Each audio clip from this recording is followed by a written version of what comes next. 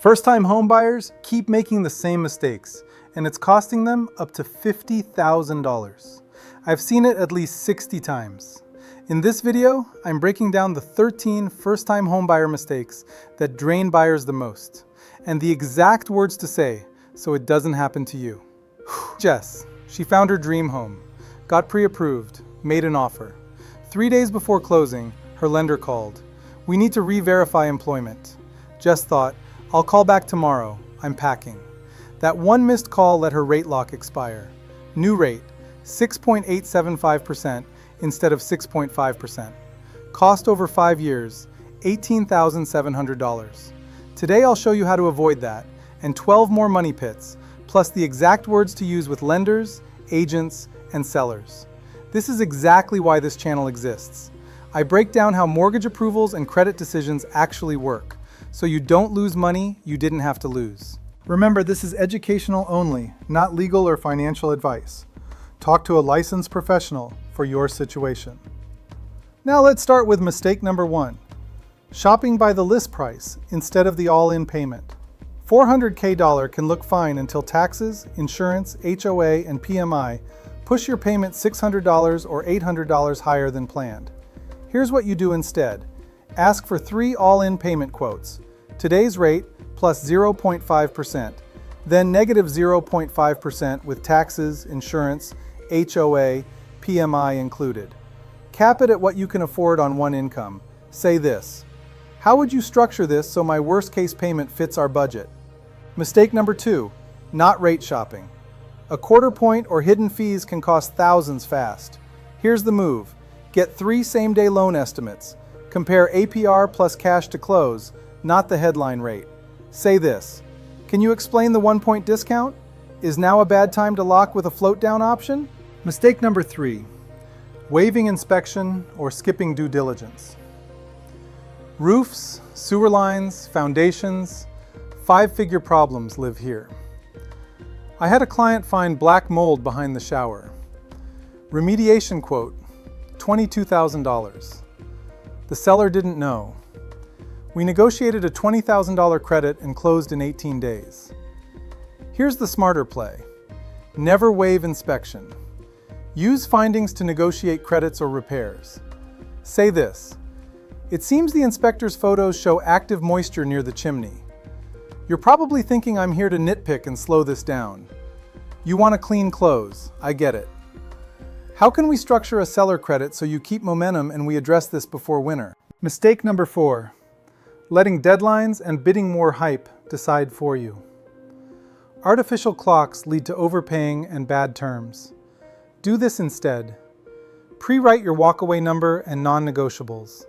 Slow the frame. Counter with odd numbers. For example, $7,350 credit. It feels final and thought through. Say this: what are we trying to accomplish here? How would waiting 24 hours change the seller's position?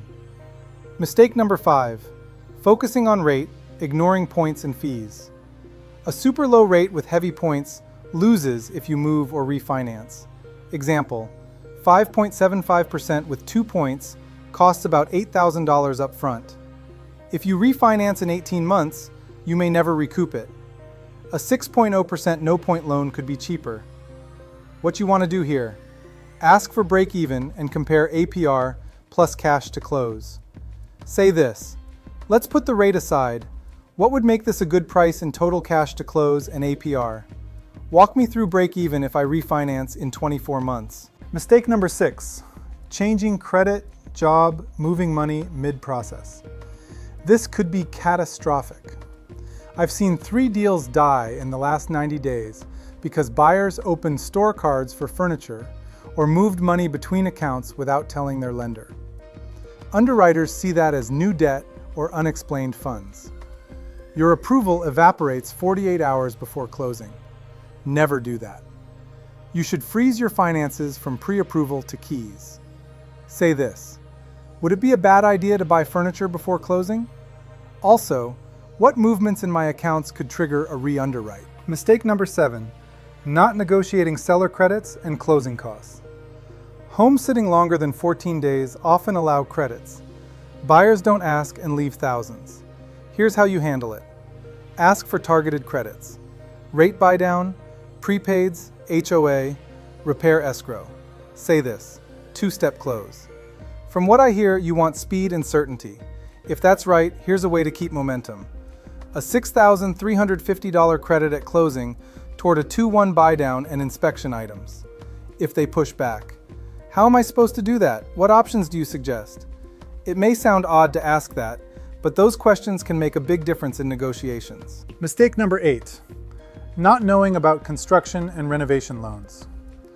What it is: construction to perm, one-time close, or renovation loans that finance purchase plus repairs, FHA 203K, home style. Draws fund the build. Some are interest only during construction. Why it hurts. You assume only existing inventory is possible and miss better options. Or you buy a fixer and don't know how to finance it. Have this conversation early. Ask lenders if they offer construction reno options and what the requirements are. Builder approval, contingency reserves, lock options. Say this.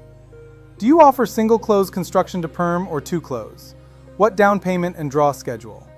For a fixer, can you price 203K versus home style side by side with all-in APR and cash to close? Mistake number 9, not telling the full truth on your application.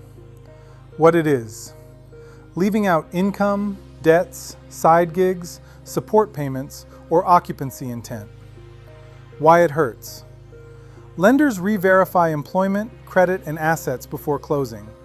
Inconsistencies trigger re-underwrite, denial, or worse. The way you avoid that: full disclosure early. Update your LO immediately with changes. Say this. Before we lock, let's confirm we captured all income, debts, and transfers so underwriting doesn't surprise us. Or, something changed. Tell me what documents you need to update the file today. Mistake number 10, delaying pre-qualification because you fear a credit pull. What it is: waiting months to talk to a lender, then scrambling when you find a house. Why it hurts. You lose time to fix small issues and you don't know your true payment. You can start with a soft pull baseline and then shop lenders inside a tight window. Start like this. Soft pull pre-qual now, hard pulls later clustered with 2 to 3 lenders. Say this. Can we start with a soft pull pre-qualification? When I'm ready, I'll shop 3 lenders the same day. Send a loan estimate, not a verbal rate, with APR plus cash to close. Mistake number 11, not getting an underwriter reviewed pre-approval.